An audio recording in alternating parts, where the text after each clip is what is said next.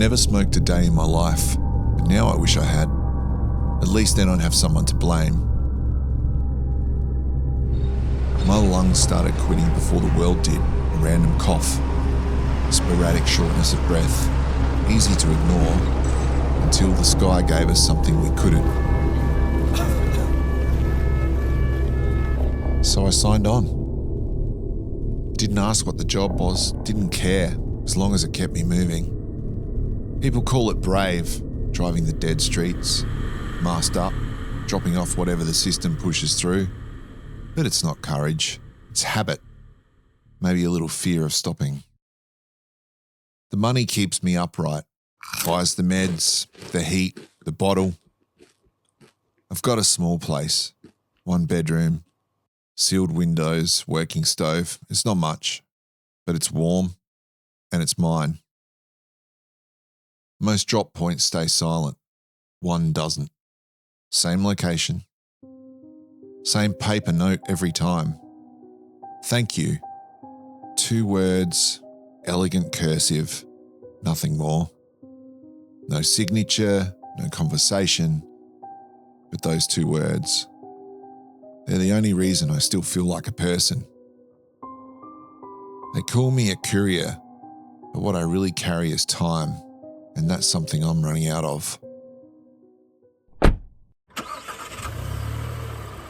Start the van, check the mask, double layer the gloves. The routine hasn't changed, but the world around it has. The filters gave out 2 weeks ago, replaced them, top quality. Can't afford mistakes. Not with what I'm carrying, not with what I've seen. The money goes fast, but it keeps the heat on in the apartment, buys the meds that keep my lungs working, and the bottle on the shelf for when they don't. It's not much, but it's mine. And in a world like this, mine still means something. The others, the ones still out there, they live like ghosts. Plastic bags taped around their arms, goggles fogged from the inside. They don't speak, don't wave. They just take delivery and vanish like they were never there. Most doors stay shut. Most windows are blacked out. Most of the time, I don't hear any movement. The deliveries are the same, on the surface. Food, water purifiers, filters, rope. I don't ask anymore. The people who order rope never do it twice. Some jobs, though, they're different. They come marked with nothing, no details, no destination, just coordinates and a number. Those ones pay up front, every time, 7 times the normal rate, no follow-up, no repeat drops. And after I make them, those places go quiet. I used to think it was bad luck, coincidence, something in the air maybe, but it keeps happening. One time, I dropped a sealed box in a neighbourhood out east. Tight grid, kids' drawings still taped to the windows. Next time I passed though, nothing. Just smoke marks and silence. I keep going because the job keeps me alive, because it funds the meds, because it buys comfort. That's what I told myself. Saw her address in the queue last week, the one with the notes. Thank you every time, just that. No more, no less. Made the corner of my mouth twitch. Only drop point that ever left something for me. But today's job came through different. Bigger pay, no destination, just coordinates. I didn't connect the dots. Didn't let myself, not yet.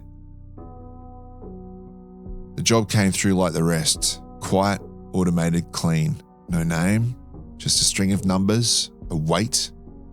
But the payout cleared before the sun came up. 7 times the usual rate. That's how I knew. They don't pay early unless they don't want questions. And they don't pay well unless it's far or final. I checked the drop point. Didn't want to. Did it anyway. It was hers. She always leaves a note. Same paper. Same loops in the handwriting. 2 words every time. Thank you. No name, no requests, just those words. I've never seen her, not even a silhouette behind the curtains, but I can see her in my mind. She's kind, maybe quiet, definitely still fighting. That note, it's the only thing that reminds me I was human before all of this. And now, they're sending me there, with one of those jobs. No return address, no verification ping, just a one-way push. I've done jobs like this before, the kind that leaves neighbourhoods hushed by morning. No sound, no lights, no follow-ups. Back then, I told myself it was nothing. Coincidence. A pattern that didn't mean anything. But this time, I couldn't lie. Because this time, it was her. They sent me to deliver something to the only person who still acknowledges me. The only place that reminds me I'm still human. And I knew, before I even opened the van, if I delivered this, I'd lose that too. I parked 2 blocks from the drop, standard routine. Even now, part of me clung to the idea that it wasn't what it looked like. Maybe the address was wrong. Maybe it was just another purifier. The package was cold, no markings, no sound, clean edges, light enough to carry in one hand, heavy enough to make me hesitate. I've delivered this before, same seal, same casing. One time it was a line of trailers by the highway. A week later, they looked untouched, just emptier. Another time, a block of apartments, blankets hung like barriers in the windows, shadows moving behind them. Next time I passed, there were no shadows, just silence. I told myself it didn't matter, that the jobs kept me alive, that I was helping, but standing there, at her gate, with her note still tucked into the latch, I couldn't lie to myself anymore. The ones that go quiet after I deliver, the ones that vanish, that's not a coincidence. It's a consequence. I slid the latch open, pulled the package into the alley, broke the seal. It hissed, barely. A soft release of pressure, like a held breath. Then it came. A thin thread of black mist curling upward into the air. Slow, intentional. Inside, a small vial, clear glass, fogged from within.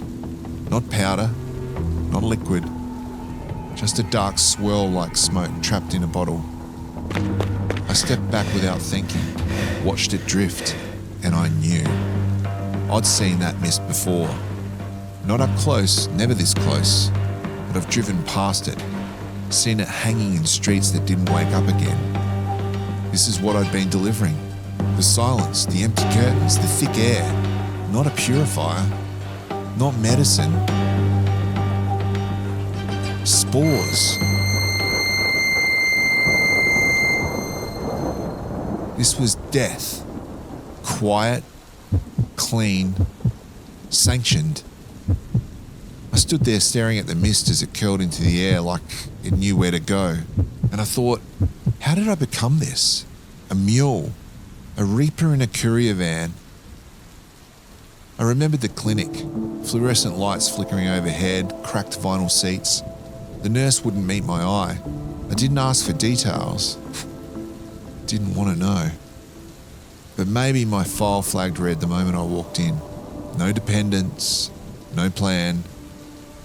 Just a man with failing lungs and nowhere to be. And maybe someone, somewhere, saw that and thought, he'll do. Not a courier, quiet, predictable, in need, already half gone. I don't know, I'll never know.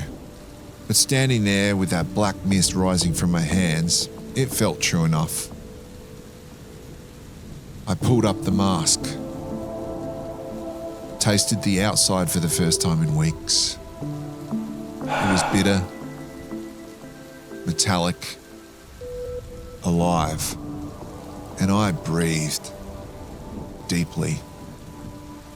I crushed the vial under my boot, didn't flinch when the dust scattered, didn't reach for the gloves. It was already in me. Has been for a while. Not the spores, the guilt. The real sickness isn't airborne. It sits behind a desk, makes decisions, presses send, and never looks back. I burned the box, left the fragments smouldering in the alley, and a note beneath the door. Just one word. Sorry. They'll wonder why the delivery never logged, why the route went dead.